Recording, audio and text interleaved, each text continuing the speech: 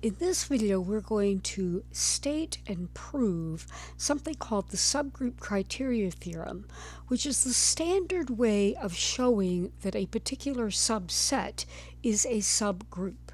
And this is how the theorem is usually stated. So we are going to let G be a group. And H is going to be a subset of G with H not being the empty set. The theorem then says that H is a subgroup of G if and only if H has this property.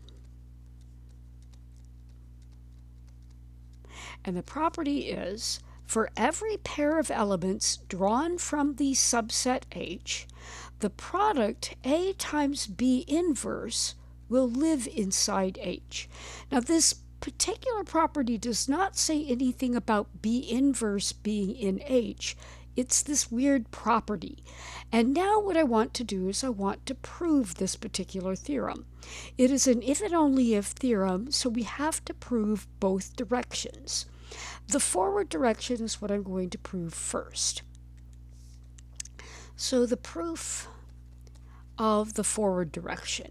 In other words, we are going to assume that H is a subgroup of G, and we need to show that for all A and B inside H, the product A times B inverse is inside H. Now, H as a subgroup is a very powerful hypothesis. Because I am assuming that H is a subgroup of G, that will imply that H satisfies, so H satisfies, let me spell it right, all four group axioms.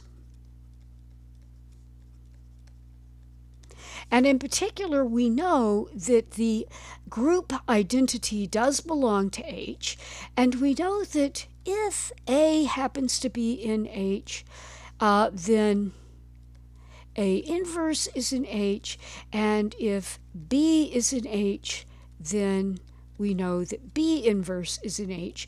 These are from the lemmas in the previous video. So these are lemmas. And what I want to notice now is that if I take an A and a B inside H, then I already know that B inverse is inside H by one of my lemmas in the previous video. And I know that A times B inverse then has to belong to H because H is closed under the group operation because H is a group. And that is not quite readable, so let me write it more clearly. H is a group.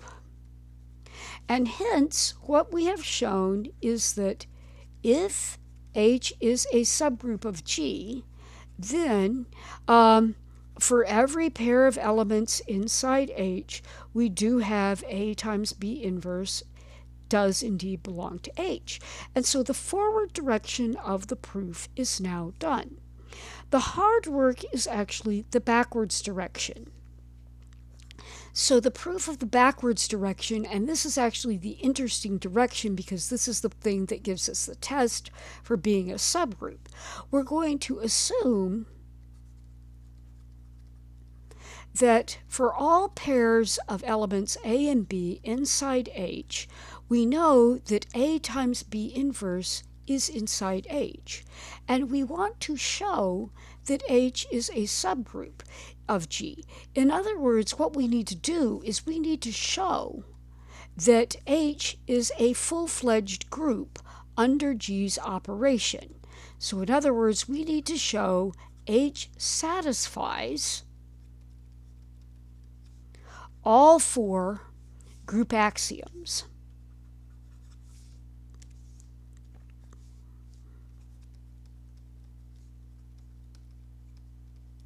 Now, what we're going to do is we're going to organize our work as follows.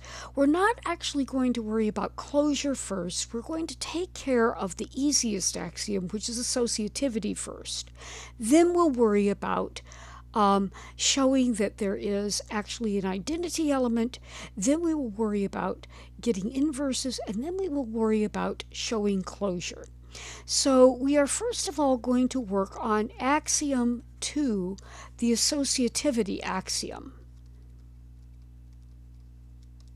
What I want to notice is that H is a subset of G.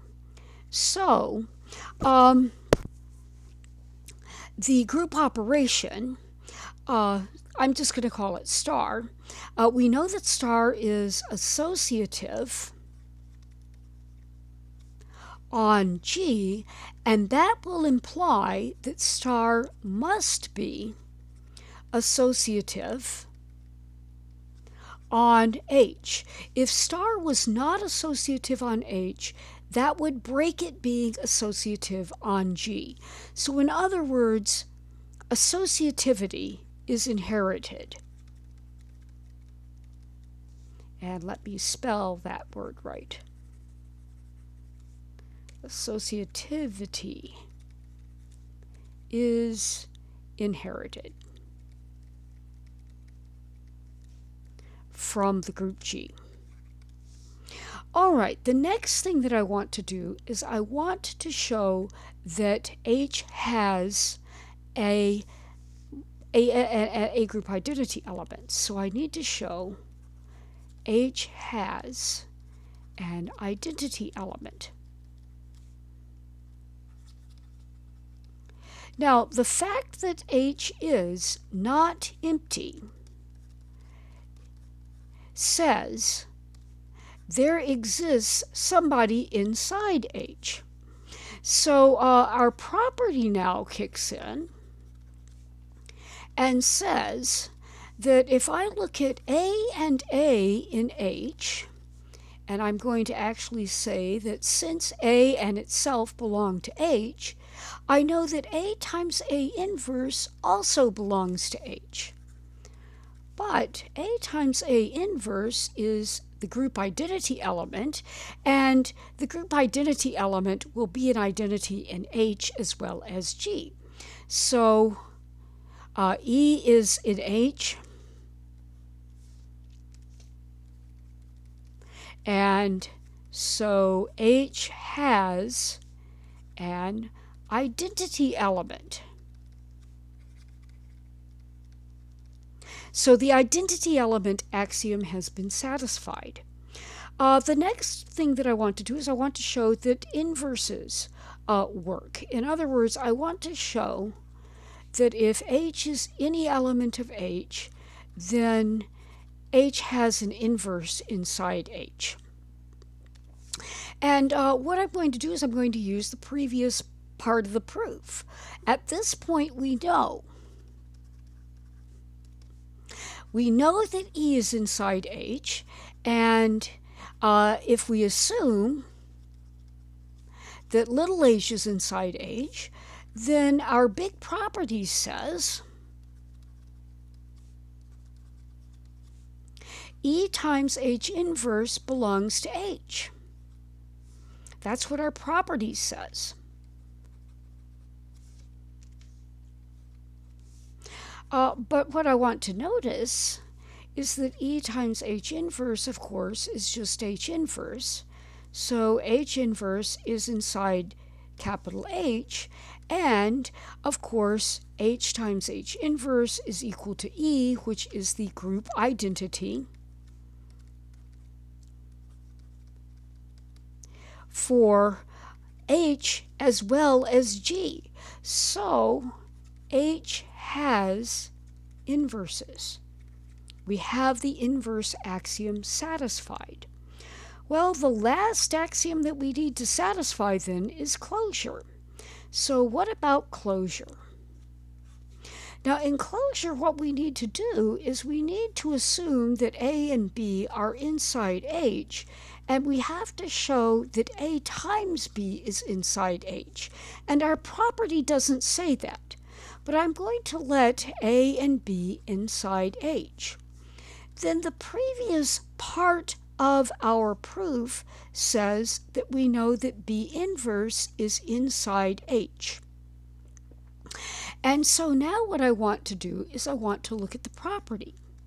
The property now says that if I look at A and I look at B inverse's inverse, that will be inside H.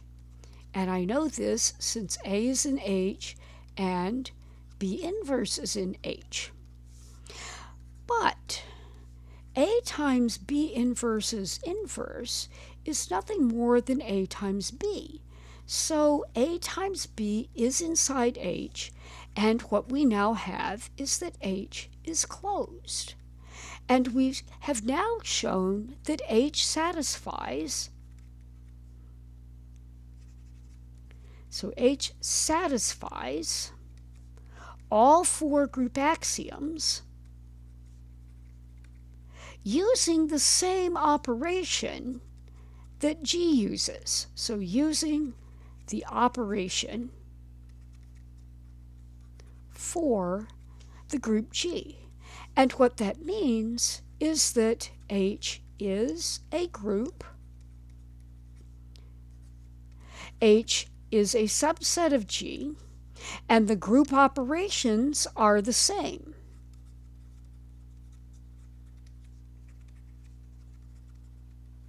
And that says H is a subgroup of G. In the next video, we will look at how we use this particular subgroup criterion to show something is a subgroup.